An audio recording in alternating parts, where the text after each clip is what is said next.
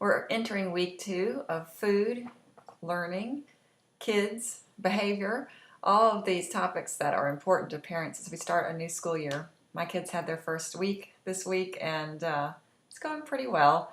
We have our usual hard to get up in the morning and not sure about who's in whose class, but other than that, our week has gone pretty well. It didn't always go well. There was a time when I could not get my third child to school. We couldn't get clothes on her, and we couldn't get her to eat anything, and so she would roll around on the floor like a wild banshee, and basically we skipped preschool most days because of her nutritional issues. And that's what got me interested in this, in helping other parents figure those skills out.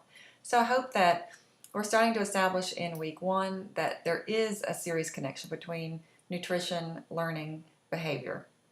In week 2, we want to talk about what are some of the nutritional deficits that exist in kids with learning problems, in kids with autism, in kids with ADHD symptoms, and to really look at those. And then next week, we're going to talk about how to start addressing those things. So we're going to jump in here. The common nutritional deficits in learning disabilities and ADHD that I can substantiate enough to share with you. There are some really interesting studies. Polyunsaturated fats, increasing the amount of those in children's diets seems to pretty conclusively increase cognition, cognitive abilities in kids with learning disabilities. It also seems to increase impulse control in ADHD. And we'll talk next week about where do you find polyunsaturated fats. But also, I'm not suggesting that these things cause ADHD or cause learning disabilities or definitely cause or not cause autism. But these are behaviors that these kids demonstrate, struggling to learn, struggling to focus, that we can improve. These are pieces that we can improve. We're not going to cure them. We're not going to completely eliminate them, but we can improve them, and we can really impact the quality of our children's lives and impact the quality of our lives when we do improve these things. Iron, all kids with, not all kids, but a great majority of kids with learning disabilities or cognitive disabilities struggle or in the early years with low levels of iron. And vitamin D, those are the really conclusive studies that when you increase these in mega doses, and you have to be careful, you have to test your kids, you don't want to, there are detriments to overcompensating with vitamins, but when you get these tested in kids, you can really impact by finding a quality megadose of these vitamins and getting these levels up. The problem is it's tricky. It's when you're just using supplements to get kids' levels up rather than changing diet and just getting the foods that they need into their diet, then you have to test and you have to remeasure because they don't stay up. In the summertime, we have higher levels of vitamin D just from the sun. In the winter, we're a lot lower. And based on our food choices and lack of food choices, these things change.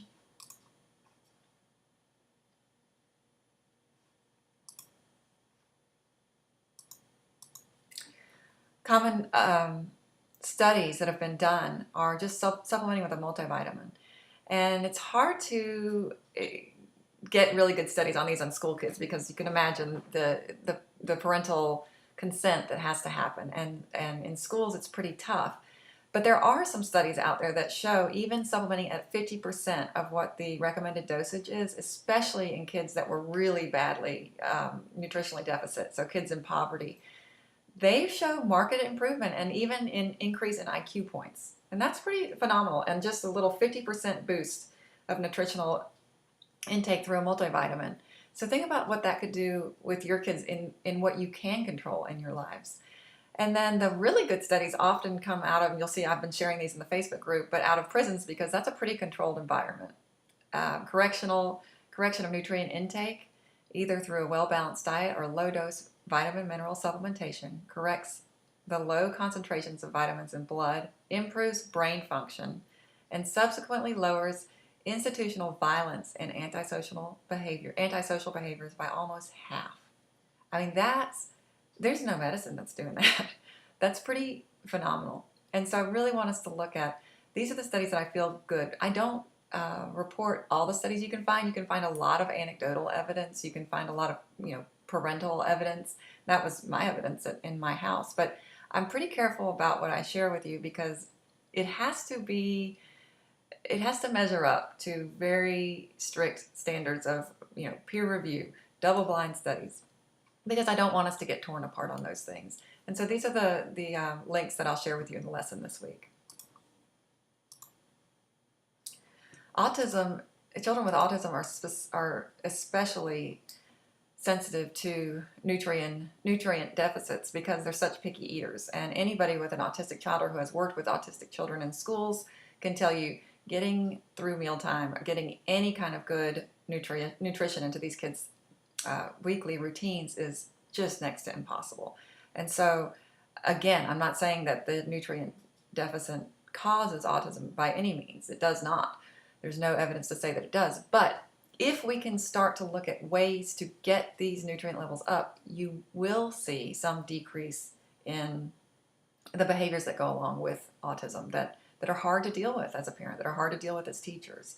And so it's worth looking at. But children with autism present specific challenges for parents and teachers because they are really, really sensitive to foods and the smell, the texture, just no desire at all to vary diet. And so these kids have a really limited selection of food intakes, and they're not eating enough food usually, or they're eating too much of one thing that you can find that they will like, and it's really tough. Constipation is often a problem with these kids because they're not getting the fiber and the different kinds of foods that you need in order to have a healthy digestive system. And then medical interactions. A lot of these kids are on medications that interact with their stomachs. I mean, it makes them feel a little bit upset, and so it's hard to find solutions for kids with autism. But I'm going to share with you some hopefully some strategies that will help that. We talked in the Facebook group this week about trying to get through a checkout line with an autistic kid who sees candy and right in front of them, and it's just cruel that they put that there. I mean, that's kind of cruel for every parent, really. But some things are coming down the pipe, like the click list, or the thing where you can check out as you shop and not have to go through the line. And so I'm hopeful that some of those things will help parents that are struggling, because it is a struggle and it's very hard.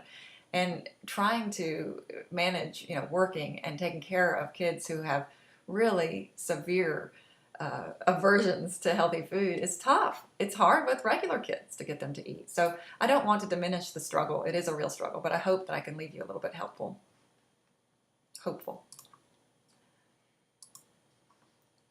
Common deficits in children with autism, especially vitamin D, calcium, potassium. These are just, they're low in a lot of things that your body needs to function correctly and your brain needs to function correctly. And also, if you're just not eating well, you know how you feel when you eat junk.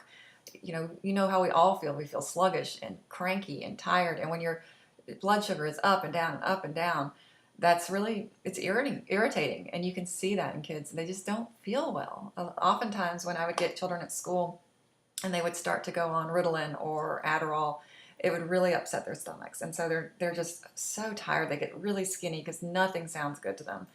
And it's tough to find things that these kids will eat because of the medical interactions.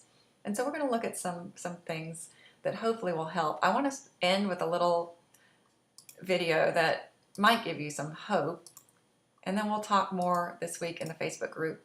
Please share what you have. Oh, I've lost it.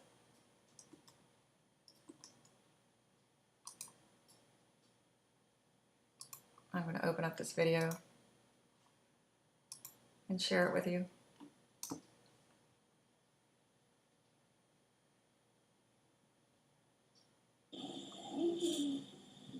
As you can see, this is a tough.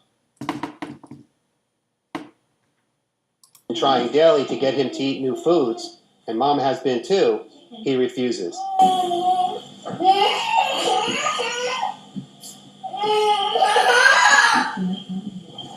You can see how accidental reinforcement can become a big problem. One day turns into a week turns into a month, and then 2 years later, the only thing that James has had in his diet is McDonald's chicken nuggets and some jelly candies. Make a list of all of the foods and drinks that your child currently consumes. Note any selectivity. For example, only eats McDonald's chicken nuggets. Yogurt for sweet. As you can clearly see, James really wants that candy, but he wants nothing to do with the yogurt. Watch now the combination of these 3 steps. A strong motivation for food, his desire for his favorite piece of candy, and a relatively small amount that's required for him to eat does the trick. Good job, buddy. Good job. Mom and James' teachers understood and began to consistently apply these 3 steps. Watch how yogurt now becomes a very highly preferred food for James.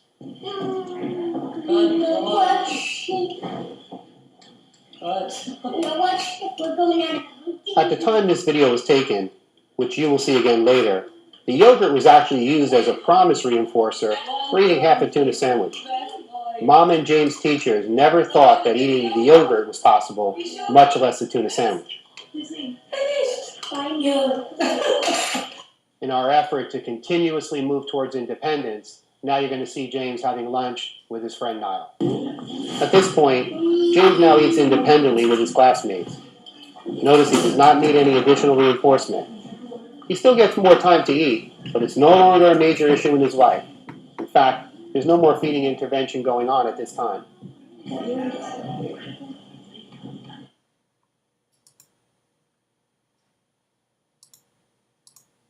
So that might seem like a stretch to you at the moment.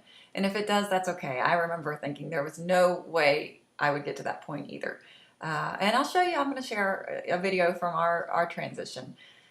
It is possible. It may not get to the point of James, but it can get better. And we're going to hopefully give you tools in the next few weeks that will improve that. Hope you have a great week, and check out all the links in the lesson. And I hope to hear from you in the Facebook group. A lot of you have a lot to contribute as well.